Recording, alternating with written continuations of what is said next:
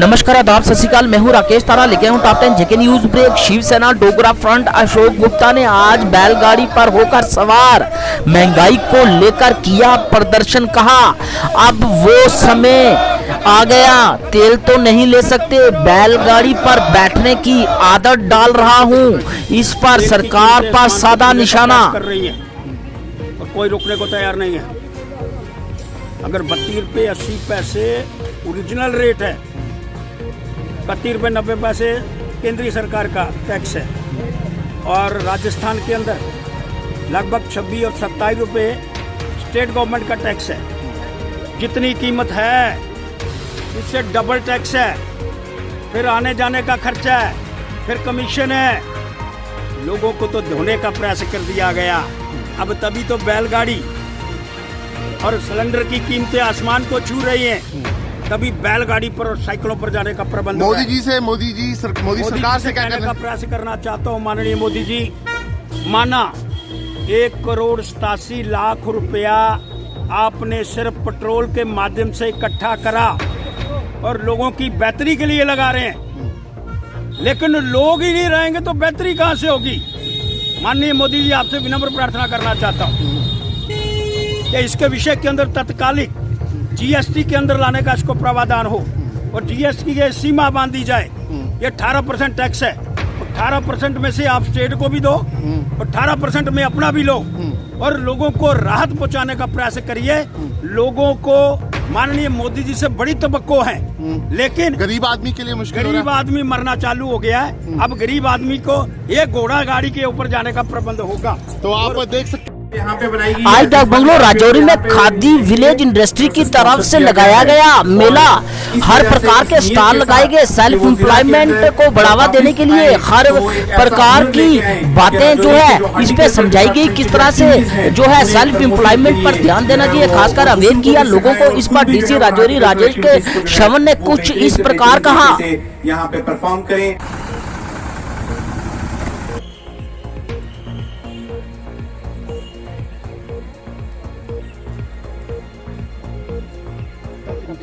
देखें, आज गवर्नमेंट की तरफ से जो भी स्कीम्स हैं, सेंट्रल स्पॉन्सर्ड स्कीम और स्टेट स्पॉन्सर्ड जो स्कीम्स हैं, हर महकमा अपने अपने तरीके से अवेयरनेस कैंप्स एग्जीबिशन लगाता है हर साल।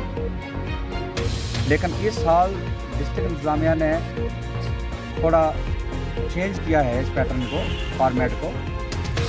हर महकमे को एक ही प्लेटफार्म के अंदर लाकर एक कोशिश की है कि इसका मैक्सिमम बेनिफिट जो है वो पब्लिक तक पहुँचे। एक इंटीग्रेटेड अप्रोच से एग्जीबिशंस लगाए जाएं। अवेयरनेस कैंप्स जो आइसोलेशन में होते थे वो जॉइंटली हों, ताकि एक ही वक्त में जो आवाम आती है देखने, वो हर स्कीम्स के बारे में जाने। इसमें पहल की है खादी विलेज इंडस्ट्रीज़ जो बोर्ड है KVIB, मैडम हिना भट्ट आज खुद आई हैं, जो वाइस चेयरपर्सन हैं। मैंने इनको भी दावत दी थी। रादर इन्होंने भी एक आइडिया दिया कि हम डिस्ट्रिक्ट इंतज़ामिया से मिलके और जो महकमे हैं एक इंटीग्रेटेड अप्रोच से इकट्ठे होकर ये कैंपेन डिस्ट्रिक्ट राजौरी में शुरू करेंगे। आज इसीलिए यहाँ पे एक एग्जीबिशन जो है वो रखी गई है। एक हफ्ते से KVIB ने पूरे डिस्ट्रिक्ट में अवेयरनेस के कैंपेन जो है वो शुरू किए थे, लेकिन आज लास्ट डे है। लास्ट डे के दिन और महकमे भी जो है वो डिस्ट्रिक्ट से उन्होंने अपना हाथ बटाया है। शोल्डर टू शोल्डर हर महकमा जो है वो काम कर रहा है। आज हमने पूरे ज़िले से जो पंचायती राज इंस्टीट्यूशन हैं हमारे, पंच सरपंच, इसके अलावा जो लोक मित्र हैं, वो मुख्तलिफ महकमों से आए हुए ऑफिसर और मुलाजिम और जो यहाँ की बाशूर आवाम है उसको दावत दी थी। और आप ये देख रहे हैं कि आज बहुत सारे लोग यहाँ आए हुए, इकट्ठे हुए हैं। हर महकमे ने अपने अपने स्टॉल्स डिस्प्ले किए हैं जहाँ पे अवेयरनेस दी जा रही है।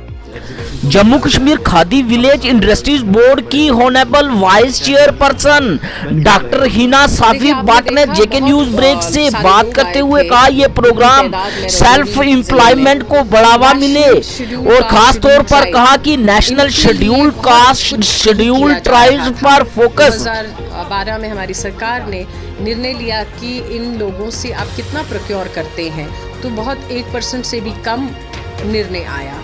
तो डिसीजन लिया गया कि इनके अवेयरनेस कैंप किए जाएं, एक hand holding support national schedule tribe hub में एग्जीबिशंस किए जाए, अवेयरनेस किया जाए। एग्जीबिशन मींस कि वो अपना जो भी सामान बना रहे हैं उसको एग्जिबिट करें, लोग उनसे खरीदें, लोग जानें कि ये लोग भी कितना बेहतर काम कर रहे हैं।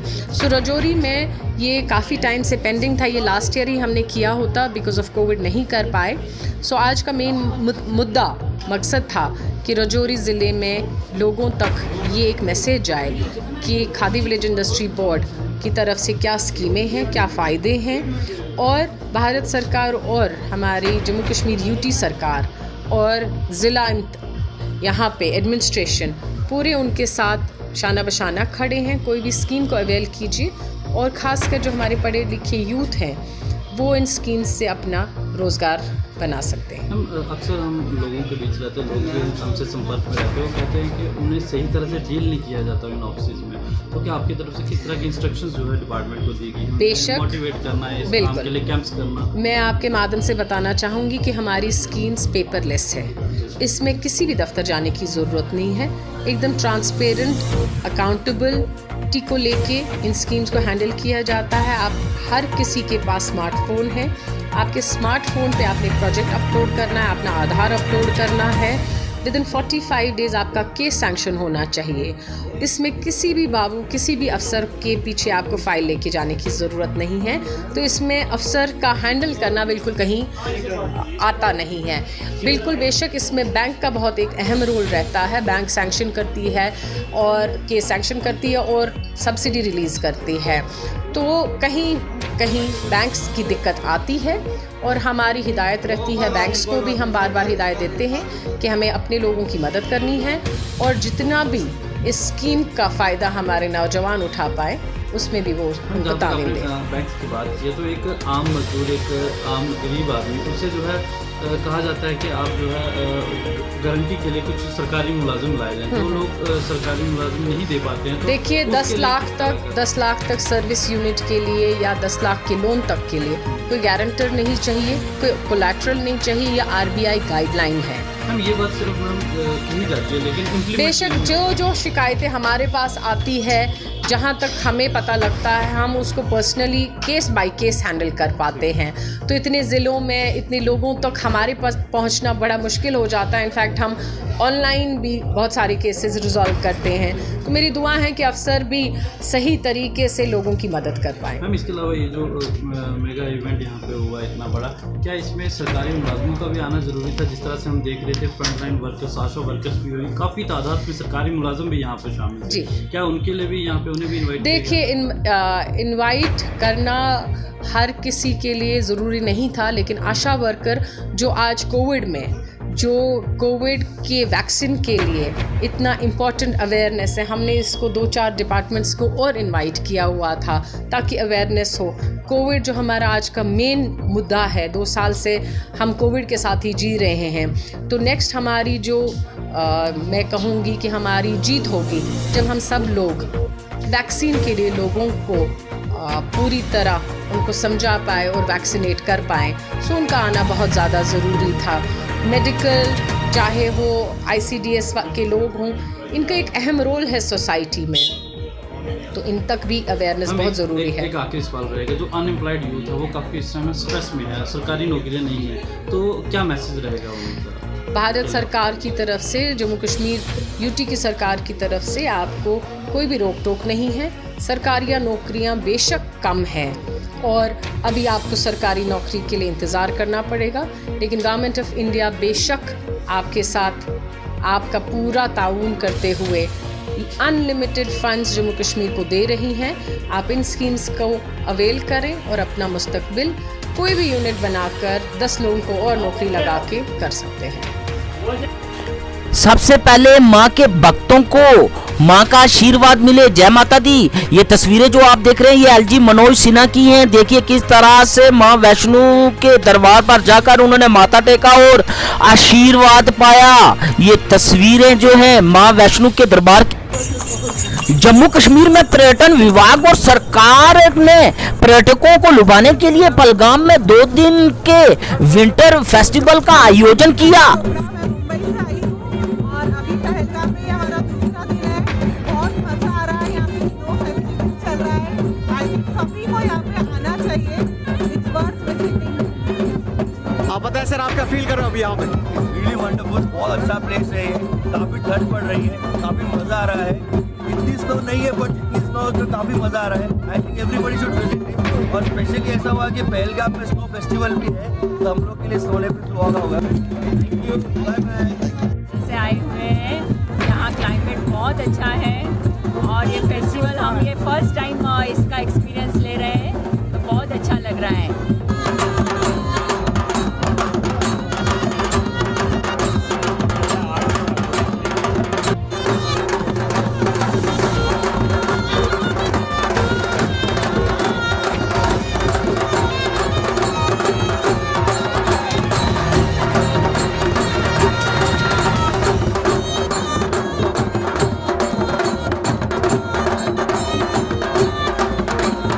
ये जो तस्वीरें आपको जेके न्यूज ब्रेक बता रहा है ये शहीद कैप्टन सुनील चौधरी के घर की तस्वीरें हैं। जी हां, अगर बात करें तो कठुआ शहर में चोर लगातार पुलिस को चुनौती देते आ रहे हैं। चोरों ने अब शहीद कैप्टन सुनील चौधरी के हटेली मार्ग पर स्थित घर को निशाना बनाया और चुराया कीमती सामान। इस पर उनकी पत्नी और उनके भाई ने पत्रकारों से की बात।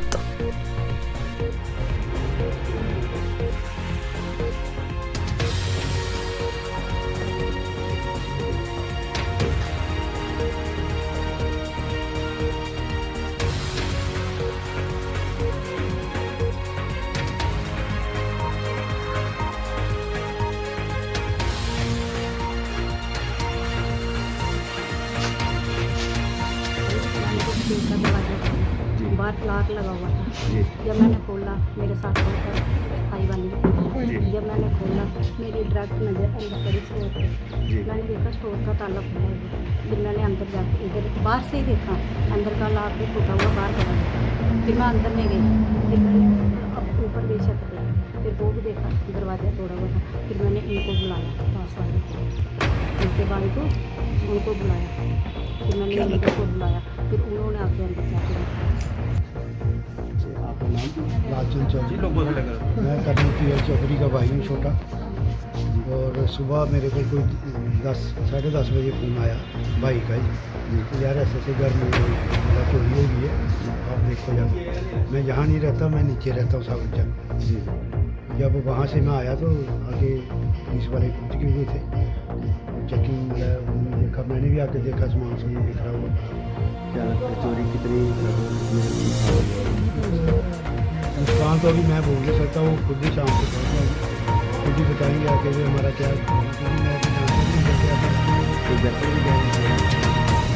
वेपन तो अभी वो साहब ही बताएंगे। ऐसे तो बोरे से भाई अंदर वेपन रखा है, लेकिन हमने तो अभी कोई सामान को हाथ नहीं लगाया।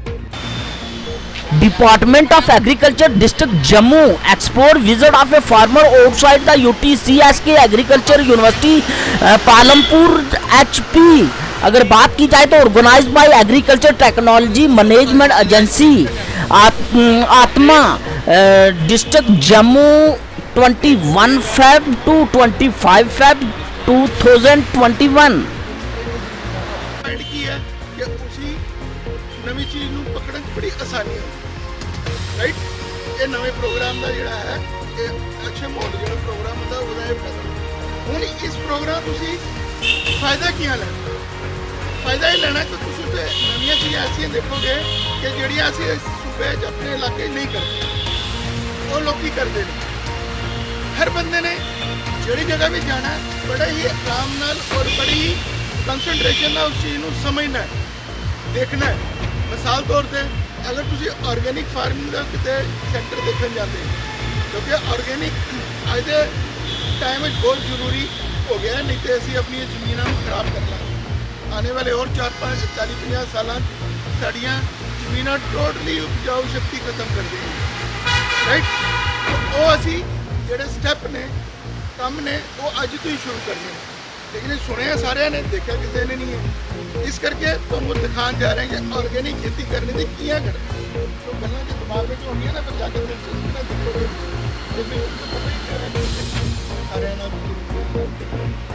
दूसरा तुम मशरूम की कल्टीवेशन, मशरूम हिमाचल बहुत अगे है और साड़ी स्टेट साढ़े डिस्ट्रिक्ट है मशरूम की कंपोस्ट बनाने का भी स्कोप है। यंग बुढ़े लोग जा रहे हैं, यंग फार्मर जा रहे हैं, उसे टेक्नोलॉजी सीखा नहीं है कि मशरूम का पास्चराइज कंपोस्ट किया बना। जो तुम कंपोस्ट इतने बनाना शुरू कर दोगे तो जाके कंपोस्ट लेके आ सकते हैं।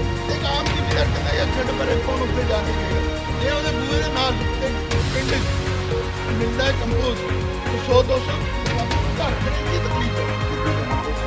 भाजपा के वरिष्ठ नेता बलदेव सिंह बलोरिया ने गांधीनगर विधानसभा क्षेत्र बली चरना डोडा बस्ती का दौरा किया और लोगों की समस्याएं सुनी। बेली चराना का टूर किया है, जहां से लोगों को मिला हूं, इनकी लोगों की समस्याओं को सुना है और खासकर बेली चराना जो ये डोडा बस्ती और इसके साथ आगे पीछे के जो लोग हैं, जहाँ पे किस हाल में ये रह रहे हैं, इन्होंने अपनी बहुत सारी मुश्किलें हमें बताई हैं, रोड की, नालियों की, गलियों की। एक काम हमने ड्रेन का शुरू भी करवाया है और इनको और कहा है कि 6 लाख रुपए का काम और इनका हम जल्दी शुरू करवाने वाले हैं। लेकिन इन्होंने इसके साथ साथ बात कही है कि ये इनकी बड़ी समस्या है, ना तो ये कॉरपोरेशन में है, ना इनका आइडेंटिफाइड है कि ये कंटोनमेंट में है, जब पंचायत में है, और ख़ासकर ना ही तो इनको कोई ना म्यूनसिपल कॉरपोरेशन को सुविधा दे रहा है, ना इनको पंचायत दे रही है, ना कंटोनमेंट दे रहा है। इनकी डिमांड है कि हम लोगों का भी देखा जाए कि हम किस में रहते हैं, और ख़ासकर इनको पानी के जो बिल आ रहे हैं वो जो रूरल के आते हैं, इनकी हालत जो है वो तो रूरल से भी बदतर है। लेकिन जो बिल आ रहे हैं वो इनको शहर के 22,000 रुपये बिल आ रहा है, जो कि 910 रुपये इनका किराया है।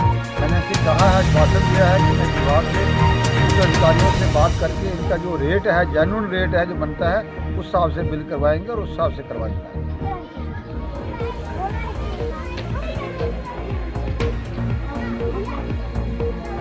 मैं डोडा बस्ती बेली चराना से बोल रहा हूँ, फारूक अहमद राठौर, डोडा बस्ती बेली चराना। हमें खुशी हुई, बलोरिया साहब हमारे पास आए, हमने इनसे अपनी तरफ से एक कंप्लेंट की। इसमें हमने इनको ये कन्फर्म कर दिया कि हमारे जो पीएचई के बिल आ रहे हैं वो कम से कम हमें जो मतलब म्यूनसिपलिटी में भी ये एरिया नहीं है, किसी भी डिपार्टमेंट ने इस एरिया को नहीं लिया है, लेकिन उसके बावजूद भी हमें 2700 कुछ रुपए बिल आ रहे हैं, और जिस लायक के यहाँ की ये गरीब आवाम नहीं है, ये बिल तो कम से हमें जो जनवन है वो 900 कुछ रुपए है, इसके बदले हमें 2700 कुछ रुपए ले रहे हैं। तो इसमें या तो हमें ये म्यूनसिपलिटी में ले लें तो हम 2700 रुपये देने के लिए तैयार हैं, और दूसरी बात यह है कि जो हमें मतलब पावर डिपार्टमेंट वाले हैं, इनके बिल भी हमें फ्लड रेट पर 300-400 रुपये जो पहले बिल आ रहा था, अब मीटर भी लगा, लेकिन उसके बावजूद भी इस वक्त 1200-1400-1500 तक बिल, 2000 तक बिल आ रहा है, जबकि रीडिंग भी सही तरह हमारी चेक नहीं हो रही है।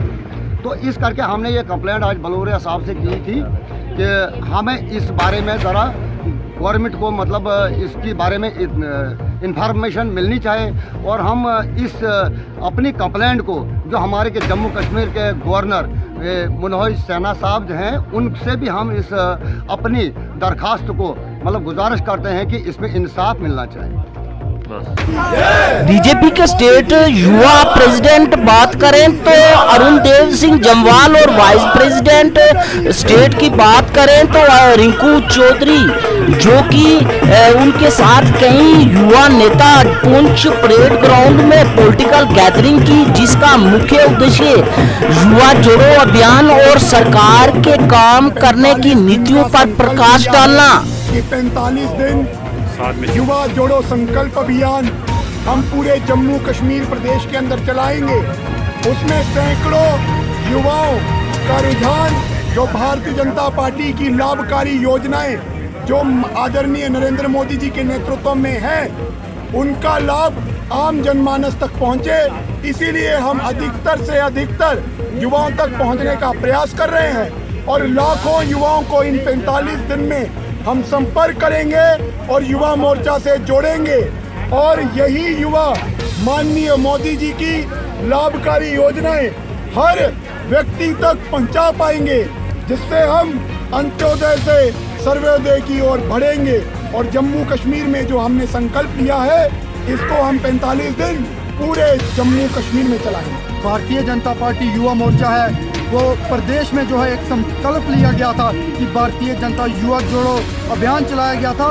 उसमें हमारे प्रदेश अध्यक्ष श्रीमान अरुण देव सिंह जी जम्वाल जो हैं वो अपने पूरे प्रदेश में हर जिले का दौरा करेंगे और हमने जो अभियान शुरू किया है कि भारतीय जनता युवा मोर्चा जोड़ो जो है भारतीय जनता पार्टी ने और युवा जोड़ो अभियान, उसी के हवाले से जो है आज यहाँ परेड पार्क में जो है एक विशाल जनसभा जो है रखी गई है। इसमें भारतीय जनता युवा मोर्चा के जो प्रदेश अध्यक्ष हैं अरुण देव सिंह जी जम्वाल, वो जो है उनकी अध्यक्षता में ये कार्यक्रम रखा गया है। भारतीय जनता पार्टी की जितनी भी नीतियाँ हैं, भारतीय जनता पार्टी ने जितने भी काम किए हैं, चाहे वे युवाओं के लिए हैं, मेरी माताओं के लिए हैं, बहनों के लिए हैं या बुजुर्गों के लिए हैं, वो सारी नीतियाँ लोगों तक पहुँचा के हम कोशिश कर रहे हैं कि युवा जोड़ो अभियान जो है वो चलाया जाए। और तस्वीरें आप जो देख रहे हैं जेके न्यूज ब्रेक आपको बता रहा है सांबा जिला के मानसर मोड़ जम्मू पठानकोट हाईवे पर ट्रैक का लगना, यानी दोनों साइड हाईवे को कवर करके रखना। ड्राइवर लोग जो है मस्ती से जो है एक साइड लगाकर बैठे रहते हैं। अगर बात करें तो ये एक्सीडेंट का कारण हो सकता है। कहीं अगर बात करें तो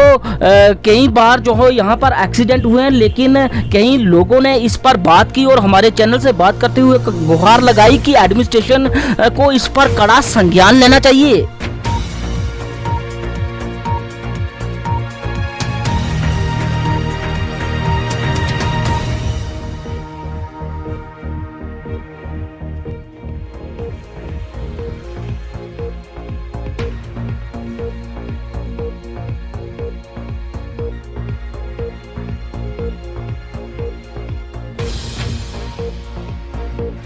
सांबा नेशनल हाईवे के ऊपर ये जो ट्रक पार्क करवाए गए हैं सरकार की तरफ से 4 लेन, 6 लेन, 8 लेन के प्रपोजल आ रहे हैं और सांबा में ये जो 2 लेन है इसमें से भी 1 लेन पे पार्किंग करवाई गई है।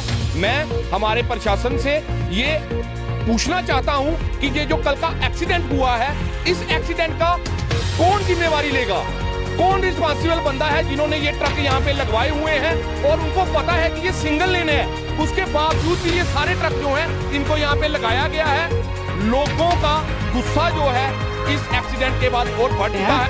ये ट्रक जो है हमारे लिए एक्सीडेंट के लिए भी जिम्मेदार हैं और उसके साथ साथ ही मिलिटेंसी जो बढ़ रही है हमारी, उसके लिए भी यहाँ जो इनका ट्रकों का खड़ा होना है वो जिम्मेदारी एडमिनिस्ट्रेशन की बनती है। एडमिनिस्ट्रेशन ने इनके ऊपर कोई संज्ञान लेना चाहिए। ये चलान काटते हैं ना, ऐसे आप नेशनल हाईवे की छोड़ो, आप दूसरे लिंक रोड पे भी अगर थोड़ी सी 2 मिनट के लिए सामान खरीदने के लिए आप गाड़ी लगाओगे तो 2 मिनट में 500 रुपये का 1000 रुपये का चालान आपको हो जाएगा। लेकिन यहाँ महीनों से यहाँ पर ये ट्रकों की जो है इन्होंने बाड़ लगाई हुई है, बिल्कुल रोड के साइड ट्रकों को खड़ा कर देते हैं और जो पैसेंजर गाड़ियाँ हैं या दूसरी गाड़ियाँ उनको पास होने में दिक्कत आती है और आए दिन यहाँ पे एक्सीडेंट होता है। तो मेरी एडमिनिस्ट्रेशन से एक गुजारिश है, आपके माध्यम से ये मैं कहना चाहता हूँ कि एडमिनिस्ट्रेशन को चाहिए कि ये ट्रक कम से कम बट्टल मोड़ जो है उससे आगे जाके खड़े होने चाहिए जहां इनको खाली जगह मिले। जहां नेशनल हाईवे पे इन ट्रकों की कोई वो नहीं है, ये इसकी वजह से एक्सीडेंट हो रहे हैं। एडमिनिस्ट्रेशन को चाहिए कि इसका संज्ञान ले। कांग्रेस के दिग्गज नेताओं के साथ NSUI के लीडर इफ्तिकार अहमद को न्यूली अपॉइंटेड किया गया national spokesperson IYC at PCC head office Shaheedi Chowk Jammu. 1983 में जब हमारे राष्ट्रीय अध्यक्ष रमेश सिंतला जी थे, जो आज की डेट में केरला के अपोजिशन के लीडर हैं, उनके हाथों में पहला फाउंडर प्रेसिडेंट था NSUI का जम्मू कश्मीर में नहीं। इससे मुझे खुशी होती है जब मैं आपके बीच बैठता हूँ या आपके साथ किसी संघर्ष में जाता हूँ। मुझे अपना वक्त याद आता है जब मैं यूनिवर्सिटी में पढ़ा करता था लॉ डिपार्टमेंट के अंदर, और अजीत जी की एक बात याद आती है। तब हमारी सरकार के अजीत जी प्राइम मिनिस्टर थे, तब मैं नेशनल जनरल सेक्रेटरी था NSUI। बड़े कम लोगों को मौका मिलता था राष्ट्रीय राजनीति में।